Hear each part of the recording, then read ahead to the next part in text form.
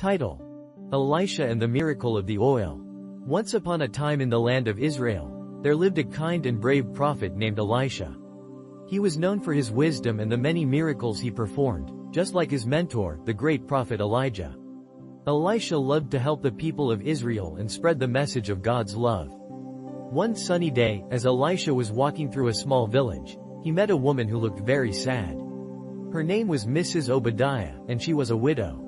Elisha approached her gently and asked, "Why do you look so troubled, dear lady?" With tears in her eyes, Mrs. Obadiah replied, "Oh, Elisha, my husband was a faithful servant of the Lord, but now he is gone. I have nothing left, and I owe money to some men. They are coming to take my 2 sons away as payment.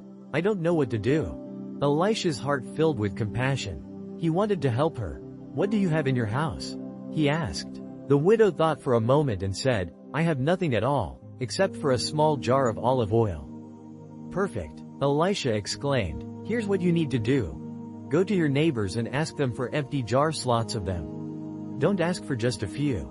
Then, go inside your house with your sons, shut the door, and pour the oil from your small jar into the empty jars." Mrs. Obadiah was confused but trusted Elisha. So, she gathered her sons and went to their neighbors, asking for empty jars. They brought her many jars, and soon her home was filled with them.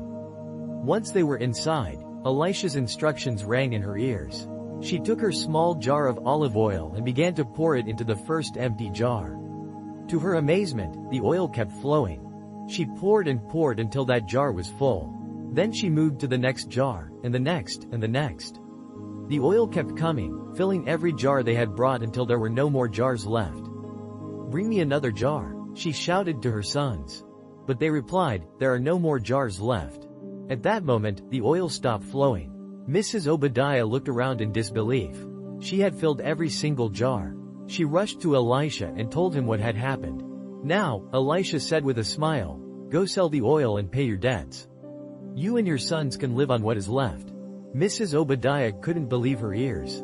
With joy and gratitude, she thanked Elisha and hurried off to sell the oil.